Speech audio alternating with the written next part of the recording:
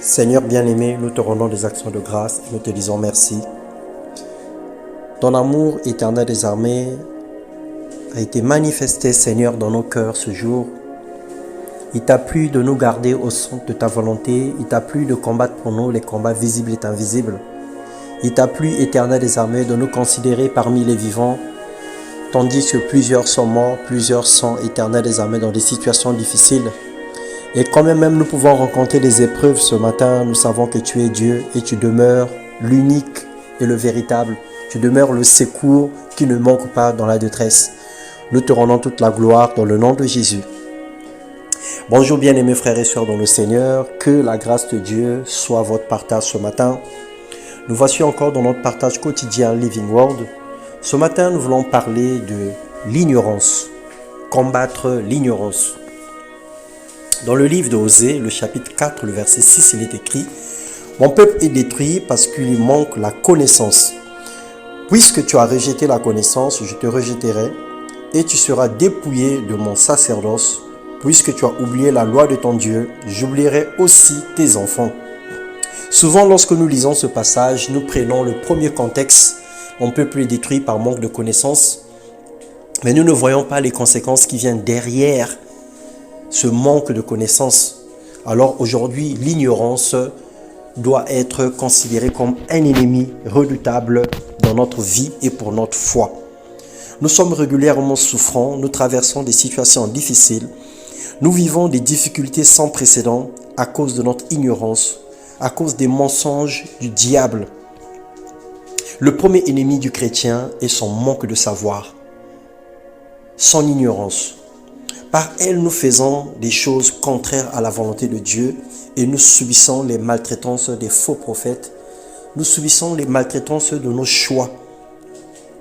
Dans 2 Timothée, le chapitre 3, le verset 16 et 17, il est écrit que toute écriture est inspirée de Dieu, est utile pour enseigner, pour convaincre, pour corriger, pour instruire dans la justice, afin que l'homme de Dieu soit accompli et propre à toute bonne œuvre.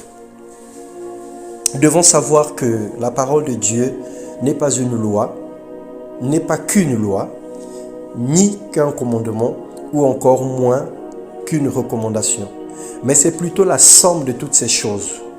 C'est la somme, c'est à la fois des lois, des prophéties, des commandements, des exemples, des histoires. Donc la Bible est un tout. Il est important que chaque verset ou chapitre soit utilisé dans son contexte original pour une application sûre et certaine. Dieu ne nous demande pas de reproduire à la lettre toute l'écriture de la Genèse à l'Apocalypse, mais de laisser le Saint-Esprit nous éclairer en fonction de chaque situation.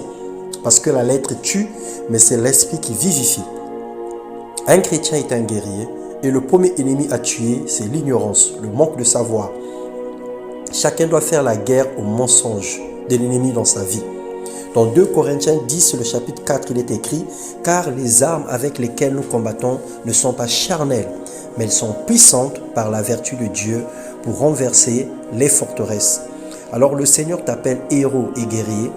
Il nous a équipés de toutes les armes spirituelles pour ramener toute pensée captive à l'obéissance de Christ. Nous prions ce jour que le Seigneur, par notre ignorance, pas seulement que nous souffrons, mais nous devenons idolâtres et nous nous éloignons de toi. Nous prions que tu ôtes les écailles de nos yeux et que tu nous remplisses de ta puissance tous les jours. Nous demandons que tu nous accordes la capacité de méditer ta parole tous les jours parce que tu as dit dans ta parole que ce livre de la loi ne se loigne point de ta bouche. Médite-le jour et nuit afin d'agir fidèlement selon tout ce qui est écrit, car c'est alors que tu réussiras, c'est alors que tu auras du succès.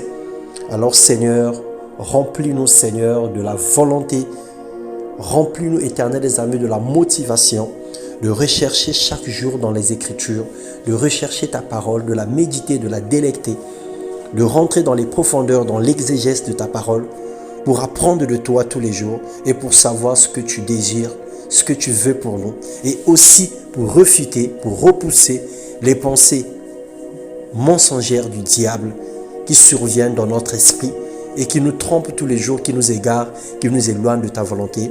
Dans le nom puissant de Jésus, que toute la gloire te revienne, Fils unique de Dieu. Amen. Que le Seigneur vous bénisse.